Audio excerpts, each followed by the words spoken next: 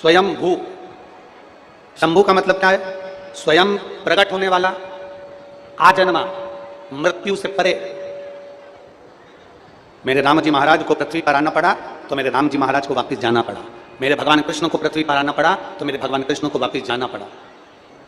साधु संत ब्राह्मण गुरुजन तपस्वी जन साधक जन उपासक जन और आप और हम, जब पृथ्वी पर कोई मनुष्य जन्म लेता है तो उसको वापस जाना पड़ता है। मानव का जन्म मिला है तो वापस जाना पड़ता है। पर मेरे देवादिदेव महादेव को कहा गया शिव शंभु। शंभु का मतलब है कि जो स्वयं प्रकट हुआ है, जो स्वयं सामने प्रकट हो गया, जो स्वयं है, जिसका कोई माता नहीं, जिसका कोई पिता नहीं और जिसका कोई शुरुआत से लेकर कोई अंत नहीं दिखता, वो स्वयं शिव शंभु स्वयं प्रकट होता है और अपने जनमानस का कल्याण करता है स्वयं। और शंभु शरणे मांगो घड़ी रे दुख दया निदर्शन। जो स्वयं प्रकट है, जो दुनिया का दुख हरने के लिए हमेशा निरंतर विराजमान है।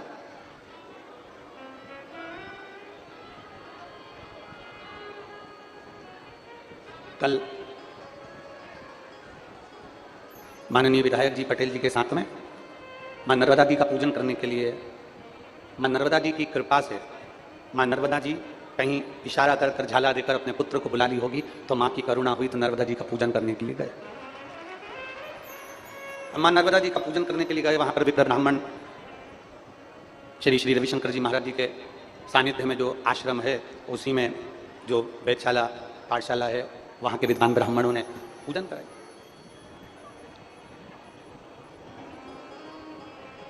अब पूजन करते करते मां रेवा मैया की गोद में, मां रेवा जी के जल में, महारानी के उस आंचल में, मां रेवा मैया के जल के अंदर मछलियों का दर्शन हो रहा है।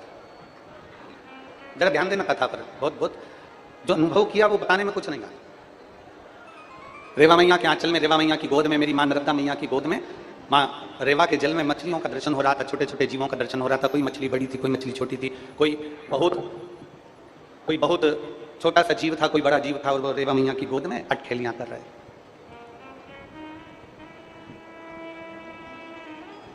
अब मन में ब्राह्मण देवता ने हाथ में पुष्प देकर बिठाया और वो मछलियां, वो जीव दिख रहे थे, तो मन में एक भाव प्रकट हुआ। एक मछली का जन्म हो जाता है तालाब में, एक जीव जंतु का जन्म हो जाता है कुएं के अंदर, एक जीव जंतु का जन्म हो जाता है खड्डे में भरे हुए जल में, एक जीव जंतु का जन्म हो जाता है कहीं तालाब में, कहीं सरोवर में, कहीं नदी में। पर धन्य है मां नर्मदा, धन्य है मेरी मां, जब तेरी गोद में ये जीव भी अगर जन्म लेते होंगे तो ना जाने इन्होंने कितने तप करे होंगे, तब जाकर ये नदी में जन्म लिए तेरी गोद में। मां इन मछली ने, इन कीड़ों ने, इन जीवों ने, मां कितना तप करा होगा, कितना तप। मां इन जीवों ने कितना तप करा होगा, तब तेरे जल में हे माई नर्मदा।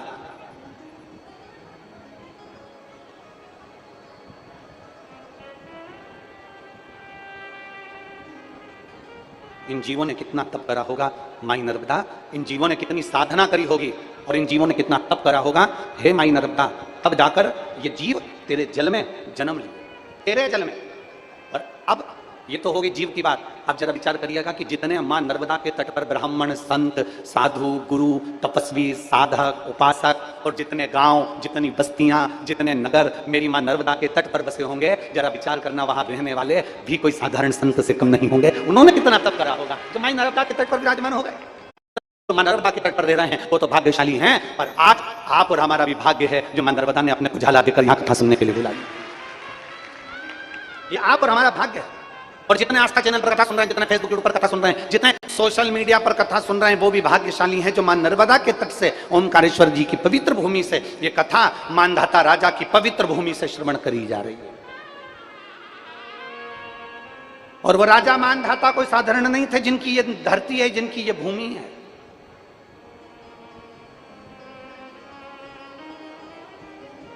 उज्जैन में क्या महाकाल बाबा ऐसे ही प्रकट हो गए?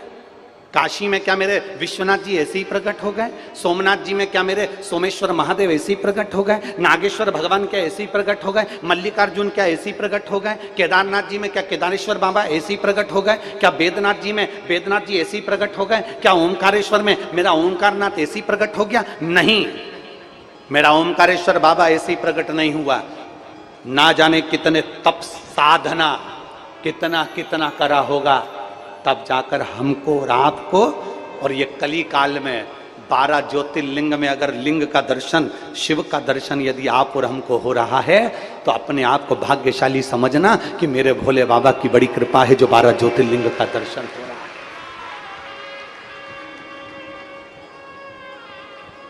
ये हमारा और आपका भाग्य है। एक कथा आती है, ये ओमकारेश्वर की धरा को मानधाता ओमकारेश्वर भी कहते हैं। ओमकारेश्वर वाले जानते होंगे इस बात को। एक पवित्र चरित्र आता, इच्छावकु वंश में एक राजा हुए जिनका नाम था यौवनाश। बड़े प्रतापी थे, बड़े धर्मात्मा थे, भगवान की अविरल भक्ति में डूबने वाले थे, और इनका तपबल बड़ा तीव्र था। पर मेरा जो देवाधिदेव महादेव है ना, वो बड़ी बड़ी विचित्र विचित्र लीला करते हैं। मेरे शंकर बड़ी विचित्र विचित्र लीला करते हैं, बहुत विचित्र लीला।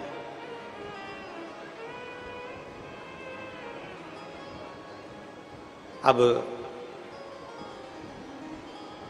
शिव महापुराण की कथा कहती है, हमारे भजन पर, हमारी तप साधना पर, हमारे भोजन का बड़ा प्रभाव पड़ता है। एक लाइन बहुत लोग गुनगुनाते हैं, आज अपन भी गुनगुनाए कि जैसा खाया अन्न, बोलो बोलो जम के बोलो रे निमाड़ वालो, जैसा खाया अन्न वैसा हो गया।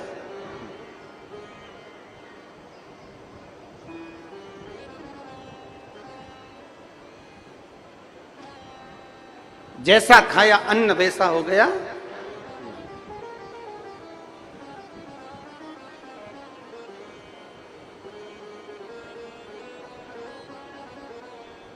अन्न का प्रभाव। एक चरित्र आता है, एक राजा थे, एक सेठ था, और वो सेठ जब सोता तो रात्रि में उसको एक स्वप्न आता कि मेरे घर में पानी टपक रहा। अब ऐसा सपना तो आप लोगों को भी हर कभी आता रहता होगा, कोई ना कोई स्वप्न आप लोग देखते ही रहते होंगे। तो सेठ जी को स्वप्न आया कि मेरे घर में पानी टपक रहा है। अब सेठ जी मन में विचार करते, मैं रोज सोता, रोज पानी टपकता दिखता। अब विद्वानों से जाकर उसने पूछा कि महाराज बताओ पानी टपकना कैसा होता है। तो महाराज अब विद्वानों ने कह दिया कि पानी टपकना ऐसा होता है वैसा होता है, सब बता दिया विद्वानों ने, जो विद्वान बता सकते थे उन्होंने बताया। अब एक विद्वान ने पूछा कि ये बताओ कि पानी टपकने का सपना क्या रोज आ रहा है, प्रतिदिन? अब सपना भी आता है तो रोज बदल बदल के आए तो चल जाए कि भाई कभी दिन तुमको बिमलाबाई दिख जाए, कभी तुम्हें कमलाबाई दिख जाए, कभी बेरू सिंह दिख जाए, हैं, कभी रामकिशन दिख जाए, कभी अपना परदादा जी दिख जाए, कभी दादाजी दिख जाए, कभी अपना पुराना घर दिख जाए, कभी अपना नया घर दिख जाए, कभी कुछ दिख जाए, कभी कुछ दिख जाए। तो ये सपने आते रहे, चल जाए। कभी सांप दिख गया, कभी बिच्छू दिख गया।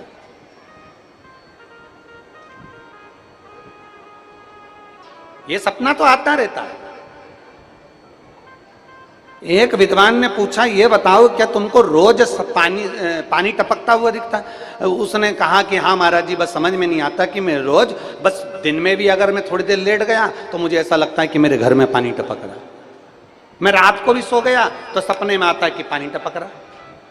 मेरा अच्छा खासा बंगला, 4 मंजिल की मेरी बिल्डिंग, अब इसमें पानी कहां से टपकेगा गुरुजी, मेरे को समझ में नहीं आया। गुरुजी ने कहा अच्छा अभी जा, मैं तुझे बाद में बताऊंगा, जा। अब वो सेठ जी चले गए और सेठ जी गए तो वो जाते जाते जाते जाते 3-4 दिन बाद फिर वो अपने मित्र को लेकर संत के पास आ गए। गुरुदेव गुरुदेव गुरुदेव। गुरुजी ने पूछा क्या हुआ? कि वो पानी टपक रहा अभी भी। गुरुजी ने पूछा अभी भी पानी टपक रहा? हाँ। पक्का? हाँ। अब गुरुजी ने पूछा एक बात बता, तू रोज तुझे पानी टपकता दिखता है सपने में, अब तू मुझे बता कि तेरे घर में कौन कौन रहता है? तो कहा गुरुजी मेरी पत्नी है, मेरा बेटा है, मेरी बेटी है, मेरे माता है, मेरे पिता है, मेरे घर में नौकर है, चाकर है, सब है। फिर गुरुजी ने पूछा अब ये बता भोजन कौन बनाता है? तो सेठ जी ने कहा एक भोजन बनाने वाली बाई आती है माता जी और वो भोजन बनाती है। अच्छा ठीक है, भोजन बनाती है वो? हाँ ठीक है। और तू भोजन करता है? बिल्कुल। घर का कोई व्यक्ति भोजन नहीं बनाता? नहीं, मेरी पत्नी परोसती है पर भोजन वो बाई बनाती है, भोजन वो माँ बनाती है। ठीक है। अब संत ने कहा एक काम कर, आज तू घर जाना और वो भोजन वाली जो माँ हो ना, भोजन वाली जो बाई हो, उससे जरा बैठ कर बात करना कि माँ एक बात बता, तू कुछ दुखी है क्या? तुझे कोई तकलीफ है क्या? तुझे कोई कष्ट है क्या? उसने कहा इससे क्या होगा महाराज जी? तो सेठ जी से कहा सेठ तू जरा जाकर मालूम तो कर। अब सेठ जी गए, भोजन बनाने वाली माँ जब भोजन बना रही थी, भाई जब भोजन बना रही थी, सेठ जी उसके पास में गए और जाकर पूछ लिया माँ एक बात बता, तू भोजन बनाती है, तेरे को कोई कष्ट है क्या? तेरे को कोई दुख है क्या? तेरे को कोई तकलीफ है क्या? इतने में बूढ़ी माँ रोती हुई बोली मैं क्या बताऊं सेठ जी, मेरा घर, बारिश का समय, 3 बच्चे मेरे, और वो घर में छपरे में से पानी दिन भर टपकता रहता है, मैं उसके टेंशन में इतनी रहती हूँ, मेरे बच्चे गीले होते रहते हैं, मैं कैसे उनको सुलाऊं? ये मेरा दुख है। मैं दिन भर यही सोचती रहती हूँ मेरे बच्चे कैसे सोएंगे, क्या करेंगे, पानी टपकता है मेरे घर के अंदर, बस वो मेरी तकलीफ है। इतने में दौड़ कर सेठ जी अपने संत के पास गए। गुरुजी मैंने उससे पूछ लिया, वो कह रही थी कि मैं दुखी हूं, मेरे घर में पानी टपकता है। बस गुरुजी ने कहा भोजन बनाने वाली जैसा भोजन बनाते समय अपनी बुद्धि और विवेक को रखती है, वैसा खाने वाले पर असर पड़ जाता है, और वो असर तुझ पर पड़ गया, वो असर तुझ पे पड़। जैसा खाया अन्न, बोलो बोलो रे जी जीवन सब बोलो, और मेरे जी जान भी बोलो, जैसा खाया अन्न वैसा हो गया मन। जिस दिन आपको क्रोध आ रहा है, जिस दिन आपके मुख से अपशब्द निकल रहा है, जिस दिन आपके मुख से गाली निकल रही है, जिस दिन आपके मुख से बद्दुआ निकल रही है, जिस दिन आपके मुख से आड़े टेढ़े शब्द निकल रहे हैं, जिस दिन आपके मुख से अपशब्द निकल रहे हैं, जिस दिन आपके मुख से किसी के लिए आड़ा टेढ़ा निकल रहा है, समझ लेना हमने किसी ऐसे वैसे के घर का अन्न खा लिया, इसलिए हमारे मुख से आज अपशब्द निकल रहे हैं, हमारे मुख से आड़े टेढ़े वचन निकल रहे हैं, हमारे मुख से अपशब्द निकल रहे हैं। हमने किसी के यहाँ का कुछ ऐसा खा लिया, किसी के यहाँ का कोई पदार्थ आ गया, किसी के यहाँ का कोई भोग आ गया, किसी के यहाँ का कोई वस्तु आ गई जिसको हमने ग्रहण कर लिया, जिसके कारण आज मुझे क्रोध आ रहा है, जिसके कारण आज मुझे ईर्ष्या उत्पन्न हो रही है, जिसके कारण आज मुझे क्रोध की उत्पत्ति हो रही है। विचार करना, मनन चिंतन करना, बैठ के एकांत में विचार करना कि मैंने किसके घर का अन्न खा लिया जो आज मेरी बुद्धि बिगड़ गई, मैंने किसके घर का अन्न खाया, मैंने किसके घर का भोजन ग्रहण कर लिया जो मेरा विवेक बिगड़ गया, मैंने अपशब्द कैसे कह दिया, मैंने ताने कैसे दे दिए, मैंने गाली कैसे दे दी, मैंने आड़ा टेढ़ा कैसे कह दिया, मैंने क्रोध क्यों आ रहा है? जब घर में सब नॉर्मल है, जब घर में सब शांति है, तो तुम्हें क्रोध क्यों आ रहा है? समझना कि हमने कहीं किसी के घर का ऐसा अन्न तो नहीं खा लिया जिस अन्न के कारण आज हमें तकलीफ भोगना पड़ रही है। और मत बुरे कर्म कर बंदे वरना पछताएगा, भगवान की आंखों से बच नहीं पाएगा, तो बच नहीं पाएगा। अरे ओ अज्ञानी मत करना नादानी, अरे ओ अज्ञानी मत करना। जरा विचार करिए अपने भीतर, जरा अपने विचार करिए कि हम कौन सा अन्न ग्रहण कर रहे हैं। 2 जगह बहुत ध्यान देना महाराज, आप ब्रज की रज में जाएं, मां यमुना जी का पान करिए। आप मां रेवा के तट पर जाएं, मां नर्मदा जी के जल का दर्शन और पान करिए। आप मां गंगा के घाट पर जाएं, काशी जाएं, हरिद्वार जाएं, आप प्रयागराज जाएं, मां गंगा के जल का आचमन करिए, प्रणाम करिए। और किसी मंदिर में, किसी मंदिर,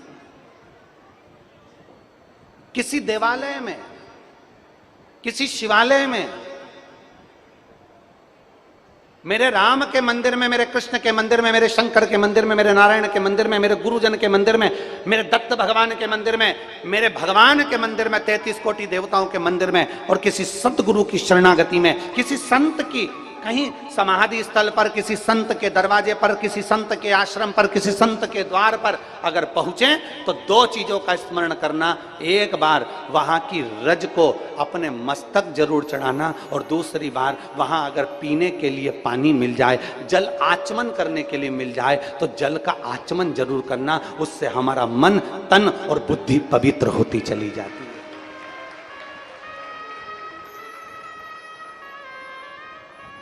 उससे हमारा मन, उससे हमारी बुद्धि, हमारा तन पवित्र होते चले जाता है।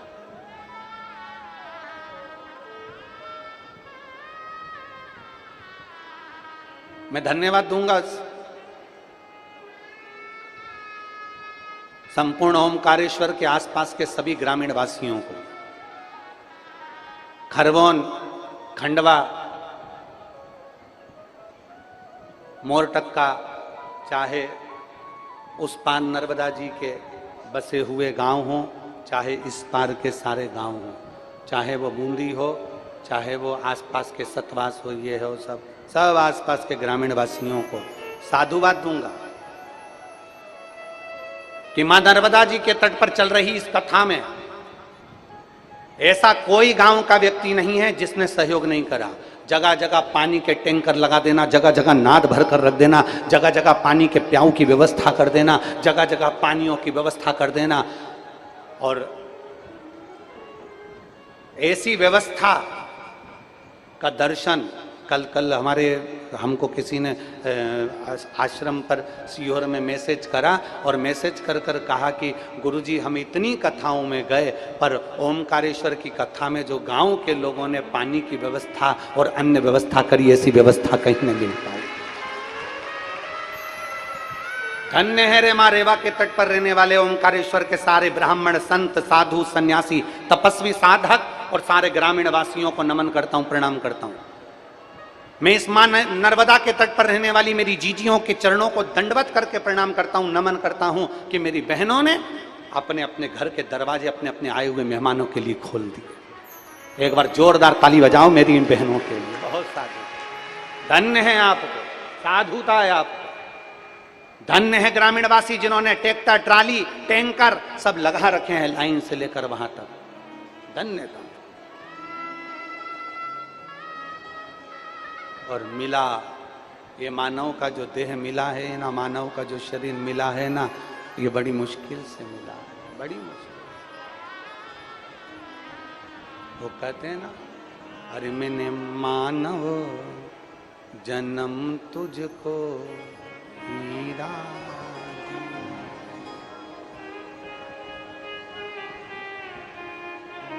उसने बड़ी कृपा कर कर यह मानव जन्म दिया है, मानव का शरीर दिया।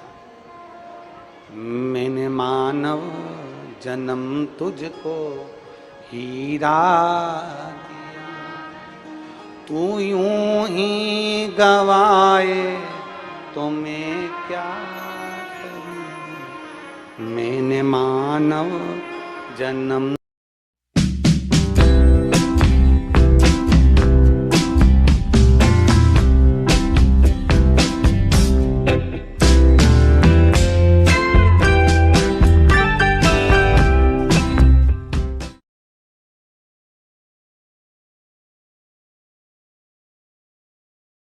नैनों में ज्योति बराबर है दी। मैंने नैनों में ज्योति बराबर है दी।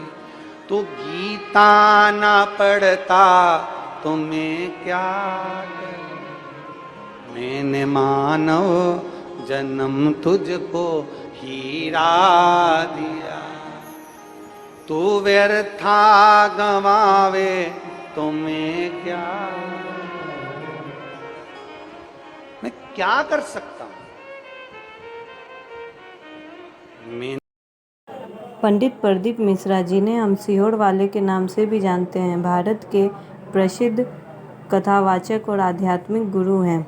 ये मुख्य रूप से शिव महापुराण कथा के लिए प्रसिद्ध हैं। शिव महापुराण कथा सुनने मात्र से सारे रोग कष्ट का निवारण होता है। कृपया कथा को अंत तक सुनें ताकि इसका आपको ज़्यादा से ज़्यादा लाभ मिल सके। मैंने मानव जन्म तुझको हीरा दिया, तू यूं ही गवा दे तुम्हें क्या, मैं करूं तो करूं क्या, क्या कर सकता, कितनी मिन्नत से, कितनी प्रार्थना से, कितने भाव से, कितने दिल से, कितने निवेदन से, कितने कितने भाव से हाथ पैर जोड़कर भगवान ने ये मानव का शरीर दिया और ये मानव का शरीर हमको मिला और उस मानव के शरीर को हमने व्यर्थ गवा दिया। तो उस शरीर का फिर मूल तत्व क्या, क्या मूल तत्व। इच्छावतु वंश में यौनाश्व नामक एक राजा हुए, जिनका भजन प्रबल था, जिनकी भक्ति प्रबल थी, जिनका विश्वास प्रबल था, और जिनकी भक्ति, जिनका विश्वास, जिनका भरोसा प्रबल होता है, उस पर शिव की कृपा पे एक पत्र देखिए।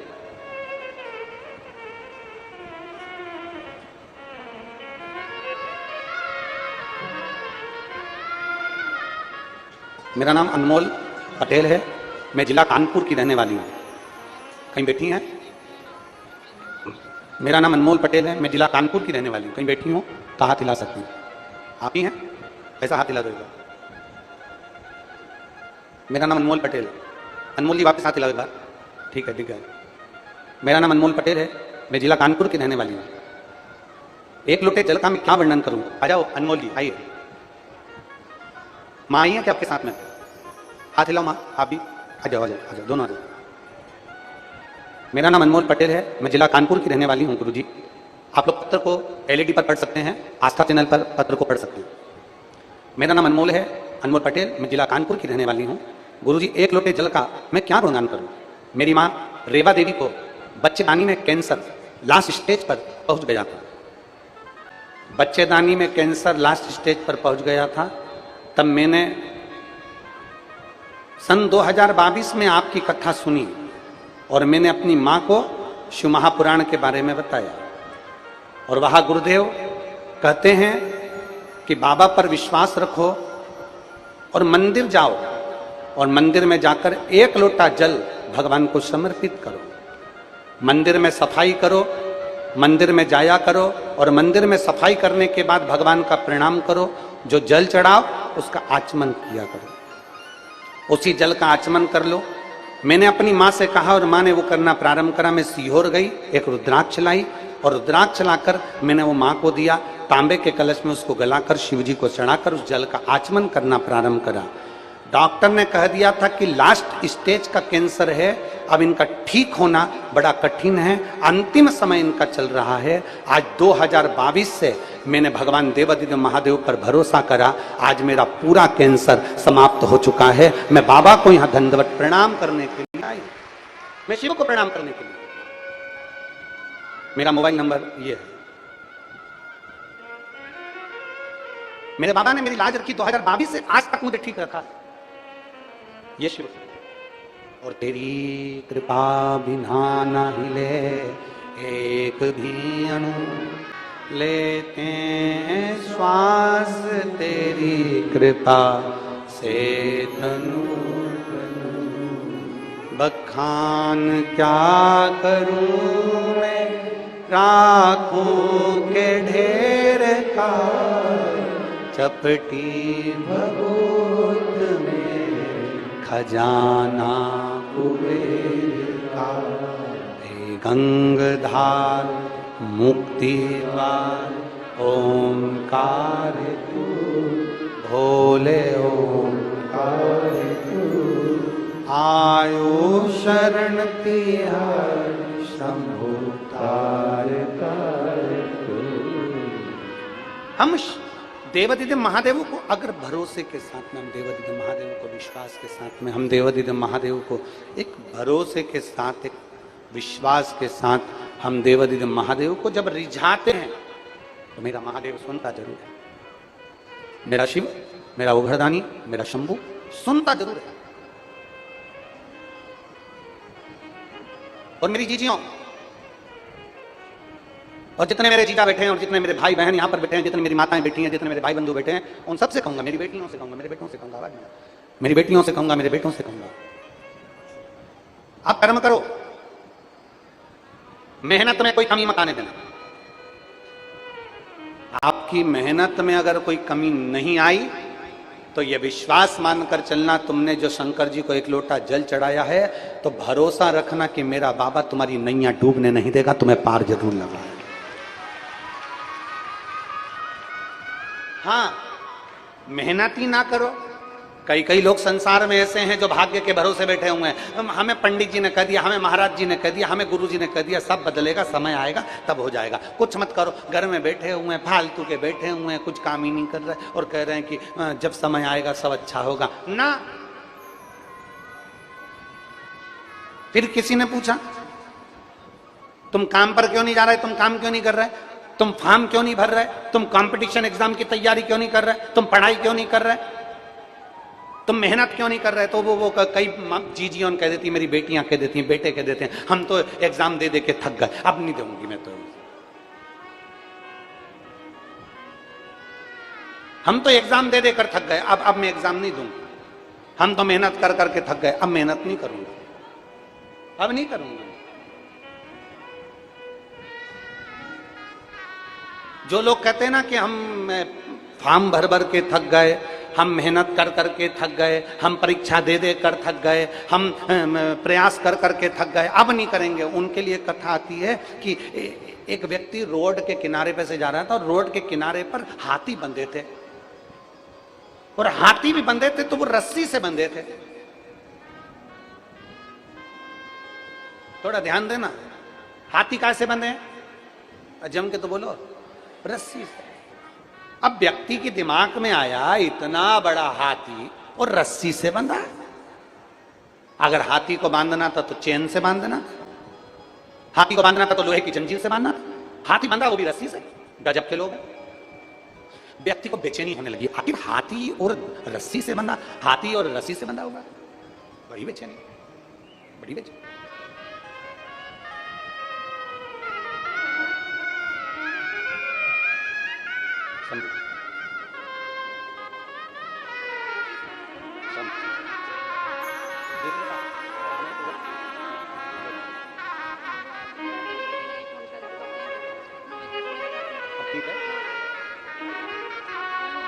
माँ कह रही हैं हम मंदिर जाते हैं, 2022 से कैंसर लास्ट स्टेज का था और डॉक्टर ने कह दिया था कि कुछ महीने की हूं, और 22 से मंदिर जा रही हूं और झाड़ू पोछा कर रही हूं, आज मैं पूर्ण तरह से स्वस्थ हूं।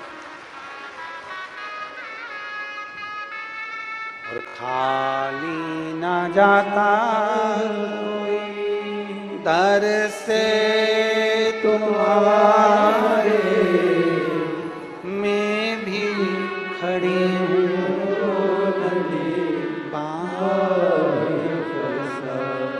एक पत्र कल आया था, उस पत्र में एक बहन ने लिखा था कि मेरे बच्चे को एक ऐसी बीमारी हो गई जिस बीमारी का इलाज ना विदेश में है ना देश में।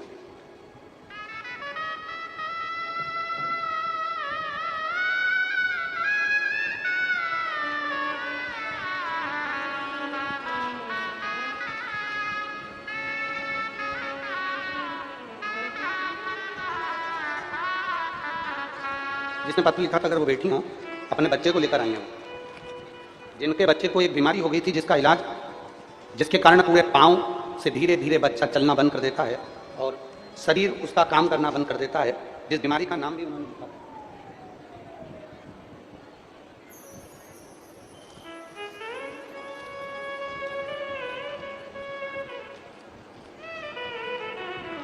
बेटियां थी, उत्तर प्रदेश से कोई आई थी, अगर बेटी हो जिनके बच्चे को किसी वो बीमारी का नाम हमारे स्मरण में नहीं आ रहा है, परंतु उन्होंने पत्र में लिखा था, कहीं बेटी हो तो हाथ हिला सकती हैं, अपने बच्चे को भी लेकर आएंगे।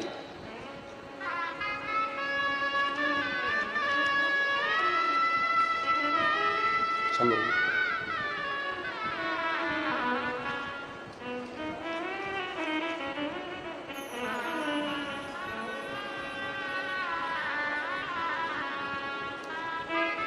शंभो शरण मानो दुख का तो दया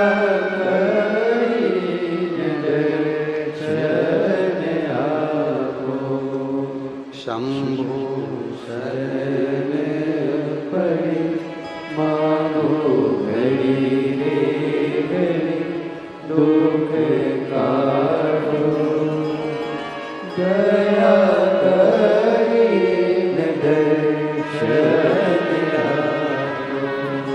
शिव कथा कह रही है, वो पत्र ढूंढना पड़ेगा, बहुत सारे शिव कथा कह रही है, भगवान शंकर का संवाद कर रही है।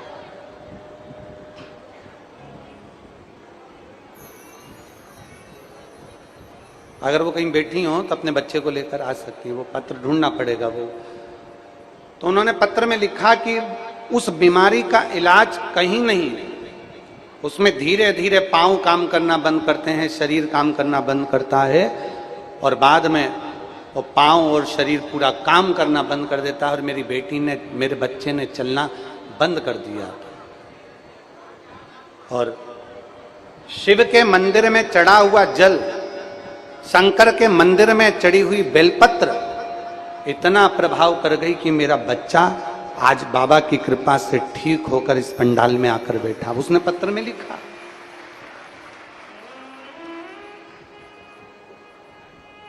कहीं बैठे हो तो हाथ जरूर हिलाइएगा। ये शिव कृपा से, ये शंकर की, यहां कोई नहीं है। और शिव महापुराण की कथा फिर कहती है, दुनिया के लोगों पर भरोसा करोगे तो एक दिन वो भरोसा टूट जाएगा, पर मेरे महादेव पर भरोसा करोगे तो कभी जिंदगी में नहीं टूटेगा वो भरोसा। आप किसके ऊपर भरोसा कर कर बैठे हो, किसके ऊपर भरोसा आप कर रहे हो, आपके ऊपर वो निर्भर करता है। आपका विश्वास किसके प्रति है वो आप पर निर्भर करता है। परिवार, नाते, रिश्ते, कुटुंब, कबीला, अपने पराय, ये तो तुम्हारे ऊपर अपशब्द कहेंगे, ताने भी देंगे, गाली भी देंगे, आड़ा टेढ़ा भी कहेंगे। अब आपसे पूछें, आप कहीं जा रहे हो, जाते जाते ऊपर से पेड़ की डाली टूट के नीचे गिर गई तुम्हारे ऊपर, तो तुम क्या करोगे? जम के तो बोलो। अगर तुम जा रहे हो और पेड़ की डाली टूट के गिर गई तुम्हारे ऊपर, तुम्हारे सामने छोटी सी डाली तुम्हारे ऊपर गिर गई और तुम्हें जाना है, तो तुम करोगे क्या? बोलो, जल्दी से बोलो, क्या करोगे? पेड़ की डाली छोटी सी टूट के तुम्हारे ऊपर गिर गई और तुम्हें जाना है, तुम्हें इस रास्ते से निकल कर जाना है, कहीं जा रहे हो, तुम कहीं पहुंच रहे हो और तुम्हारे ऊपर पेड़ की डाली छोटी मोटी टूट टूटा के जरा सी डाली गिर गई, तो तुम करोगे क्या? उस डाली को पकड़ के बैठे रहोगे? उस डाली को लेकर अपने घर जाओगे? उस डाली को सबको दिखाओगे कि ये डाली में मेरे ऊपर गिरी थी, ये डाली मेरे ऊपर गिरी थी, ये डाली मेरे ऊपर गिरी थी, इस डाली से मुझे चोट लग गई, ये डाली मेरे ऊपर गिरी थी? बोलते जाओ जरा, करोगे? नहीं। क्या करोगे? अगर पेड़ की डाली तुम्हारे ऊपर गिरी है, तुमने वो पेड़ की डाली को उठाकर एक कोने में फेंका और अपन अपनी मंजिल की ओर आगे बढ़ गए, अपने कार्य के लिए आगे बढ़ गए, अपन चलते चले गए, अपन जा रहे, अपन अपनी मंजिल की ओर बढ़ते चले जा रहे। अब तुम में से कोई ऐसा है कि वो पेड़ की डाली को साइकिल पे मान लेगा, मोटरसाइकिल पे मान लेगा, गाड़ी में रख लेगा कि ये डाली मेरे ऊपर गिरी थी, मैं तो रखूंगी इसको, सबको दिखाऊंगी, ये डाली थी जो मेरे ऊपर गिरी थी, ये डाली थी जो मेरे रास्ते को रोक रही थी? नहीं। आपने डाली को उठाया, एक कोने में पटक दिया, आपने डाली को उठाया, एक रास्ते में पटक दिया और डाली को एक रास्ते में पटक कर आप अपनी मंजिल की ओर आगे बढ़ गए। शिव महापुराण की कथा कहती है, कोई आपको ताना दे रहा है, कोई आपको गाली दे रहा है, कोई आपको अपशब्द कह रहा है, कोई आपकी बुराई कर रहा है, कोई आपकी निंदा कर रहा है, कोई आपको अपशब्द पर अपशब्द कहे, समझ लेना कि ये पेड़ की डाली आपके ऊपर गिरी है, इसको एक कोने में पटको और अपनी मंजिल की ओर आगे बढ़ते चले जाओ, अपने लक्ष्य की ओर आगे बढ़ते। उस व्यक्ति के मन में यह बात प्रश्न में अड़ गई कि हाथी और रस्सी से बंधा हुआ समझ में नहीं आ रहा है। हाथी को तो सांकल से बांधना था, हाथी को तो जंजीर से बांधना था, हाथी को तो चेन से बांधना था, फिर हाथी रस्सी से कैसे बंध गया? अब उस व्यक्ति के बुद्धि में यह बात जम नहीं रही थी, तो उसने हाथी के महावत से पूछा, महावत जी, ओ महावत जी। महावत आए। महावत ने पूछा, क्या बात है भैया, ये बताओ, इतना बड़ा विकराल हाथी रस्सी से बंधा हुआ है, समझ में नहीं आ रहा ये कैसे हो सकता है? महावत ने जो बात कही वो बात तुम्हारे दिल में लगना चाहिए। जो महावत ने कही, महावत ने कहा, ये हाथी जब छोटा था ना बच्चा, तब हम इसको रस्सी से बांध कर रखते थे, इसके पाँव को भी रस्सी से बांध कर रखते थे, इसके गले को भी रस्सी से बांध कर रखते थे। जब ये छोटा था रस्सी तोड़ नहीं पाता था, धीरे धीरे बड़ा होते चले गया, हाथी को लगने लगा ये रस्सी में तोड़ नहीं पाया, तो हाथी को ऐसा अनुभव होने लगा कि अब ये रस्सी कभी भी मुझसे टूटने वाली नहीं है, इसलिए हाथी रस्सी से बंध कर रहने लगा। हाथी को यह लगने लगा कि रस्सी मुझसे नहीं टूटेगी, क्योंकि बचपन से उस रस्सी को बांध कर रखा था। एक बार तुमने एग्जाम दिया, सफल नहीं हुए, दूसरी बार एग्जाम दिया, सफल नहीं हुए, एक बार कंपटीशन एग्जाम में बैठे, सफल नहीं हुए, एक बार परीक्षा में बैठे, सफल नहीं हुए, तुमने सोच लिया अब मुझसे नहीं होगा, यह काम तो मुझसे होने वाला नहीं, मैं सीए तो कर ही नहीं सकता, मैं इंजीनियरिंग की पढ़ाई तो कर ही नहीं सकता, मैं डॉक्टर तो बन ही नहीं सकता, मैं कलेक्टर तो बन ही नहीं सकता। अर्थात तुम एक बार प्रयास करे, दूसरी बार तुमने प्रयास करा, तुमने विचार करा ये तो मुझसे होगा ही नहीं, क्योंकि तुम हाथी की तरह हो गए कि रस्सी अब मुझसे टूटेगी नहीं। आखिरी तक हाथी उस रस्सी से बंधा रहता है और हाथी ये भ्रम में जीता है कि रस्सी मुझसे नहीं टूटेगी। हाथी अगर बड़ा हो गया था, एक बार प्रयास करता, रस्सी टूट जाती और हाथी आगे बढ़ जाता। उसी तरह तुम भी एक बार एग्जाम देते रहते और एक मेहनत दृढ़ता से कर लेते तो आप भी कंपटीशन एग्जाम में पास होकर अग्रण्य बढ़ जाए। पर हर व्यक्ति के चित्त में ये लगा हुआ है मुझसे तो ये होगा ही नहीं, हमारे बस का तो, अरे बोलो बोलो जम के बोला, हमारे बस का तो मैं तो ये कर ही नहीं सकती। एक बहू में और एक सास में बहुत अंतर होता है। बहू कह देती है मैं ये नहीं कर सकती और सास कह देती है मैं करके बताती हूँ, दोनों में अंतर। बहू कह रही है मेरे बस का नहीं है और सास कह रही है मैं करके दिखाती हूँ। बेटा कह रहा है पापा ऐसा नहीं हो सकता, और बाप कहता है तो चिंता मत कर, मैं भी थारा बाप हूं, मैं करके बताऊंगा, और बाप करके ही बता देता है। हम भ्रम में जी रहे हैं। एक बार मेहनत, एक पत्र है देखिए,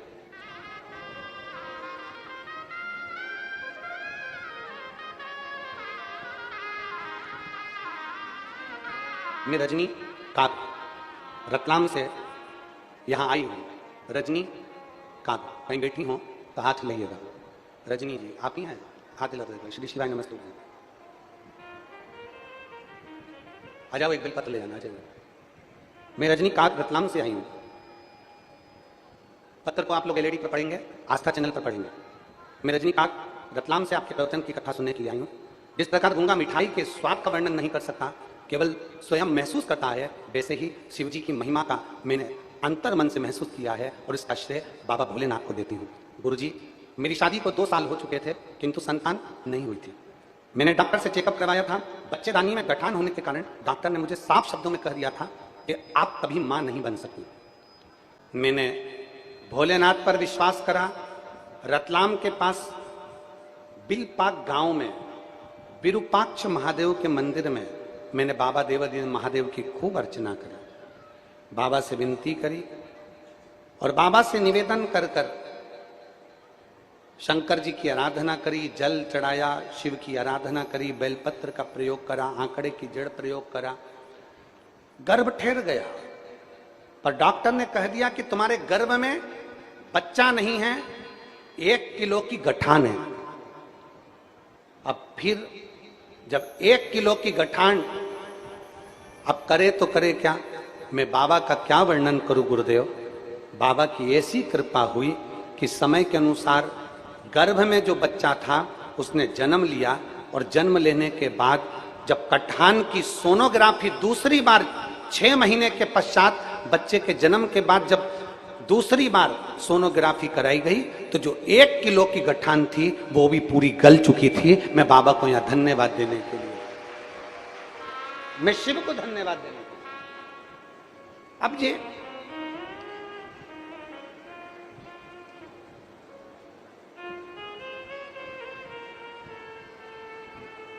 और मेरे बाबा दया करना, मैं तेरे भरोसे, मेरे बाबा दया करना, मैं तेरे भरोसे,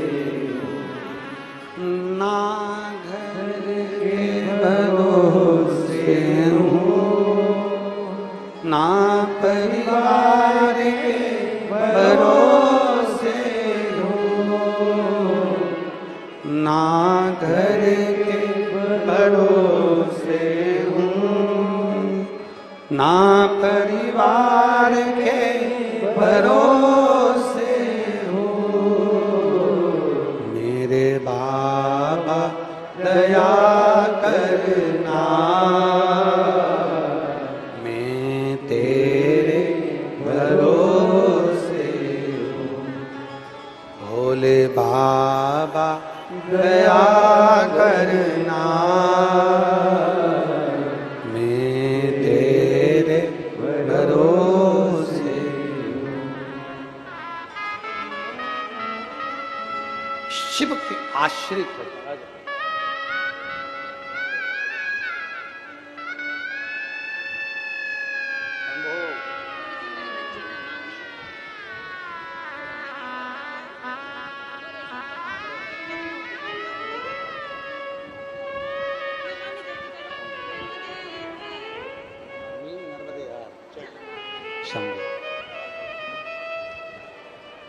हम उसके आश्रित हो जाएं। और जिस दिन शिव महापुराण की कथा कहती है, जिस दिन हम उसके आश्रित हो गए, फिर हमें किसी के आश्रय में जाने की जरूरत नहीं पड़ेगी। वो सब संभाल, सब हमारे सुख को, हमारे दुख को, हमारे जीवन की सभी उलझनों को वो संभाल। अपने कर्म करने में पीछे मत हटो। एक बार मेहनत कर कर देखिए, लगन लगा कर देखिए,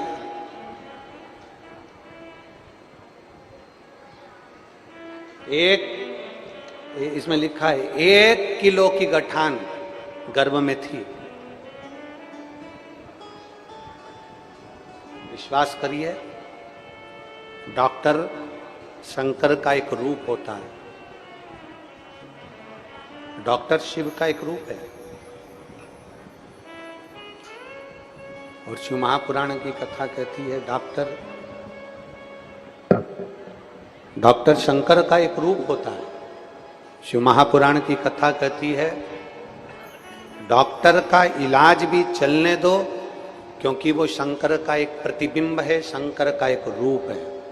और साथ में महादेव पर तुम्हारा भरोसा, 1 लोटा जल और 1 बेलपत्र चढ़ा हुआ, निरंतर बाबा से मांग कर औषधि के रूप में पाते, उससे विनय करते,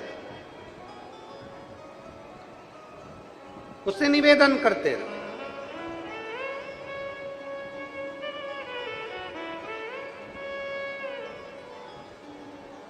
और जब आप उससे निवेदन करेंगे, प्रार्थना करेंगे, और बहुत ध्यान देना इस प्रसंग पर कि यहां शास्त्र कह रहा है, यहां यौवनाश्व की कथा कर रही है। राजा यौवनाश्व शंकर जी पर इतना भरोसा करते थे, इतना विश्वास करते थे, शिव जी पर इतनी दृढ़ता थी उनकी, पर एक कमी थी यौवनाश्व की। हाँ, उसकी आंख में एक बार आंसू आ गए, और आंसू आए तो उसकी पत्नी ने पूछ लिया, रानी ने पूछ लिया यौवनाश्व से कि तुम्हारी आंख में जल।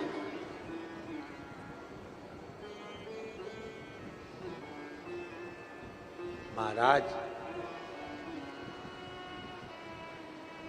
शंकर का भक्त अगर रोता है ना,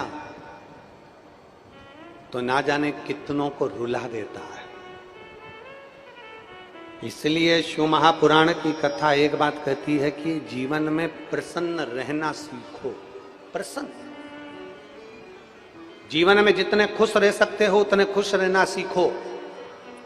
दुनिया में जितने आनंद में रह सकते हो उतने आनंद में रहना सीखो। आपकी खुशी को कोई छुड़ा ना दे, आपकी प्रसन्नता को कोई छुड़ा ना दे। और फिर निवेदन करूंगा, पहले की कथा में कहा, आज फिर कहते हैं,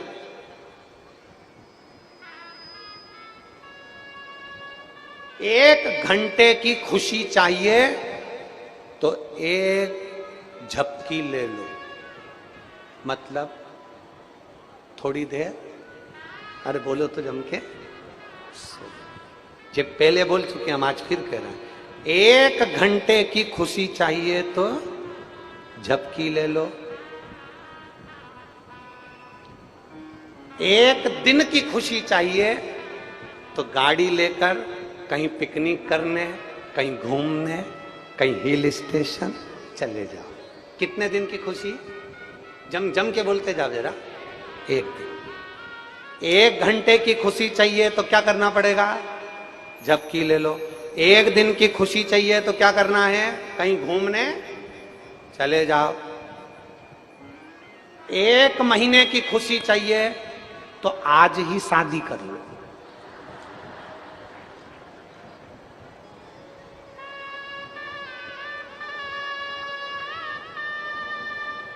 कितने महीने की? फिर से बोलो। एक घंटे की खुशी चाहिए तो क्या करना पड़ेगा? झपकी ले लो। एक दिन की खुशी चाहिए तो क्या करना पड़ेगा? घूमने चले जाओ। और एक महीने की खुशी चाहिए तो आज ही शादी कर लो। एक वर्ष की खुशी चाहिए तो अंबानी जितना पैसा कमा लो। और अगर जिंदगी भर की खुशी चाहिए तो जिस अवस्था में रह रहे हो उस अवस्था में मुस्कुराना सीख लो। जिस अवस्था में रह रहे हो, झोपड़े में रह रहे हो तो झोपड़े में खुश रहो, और महल में रह रहे हो तो महल में खुश रहो।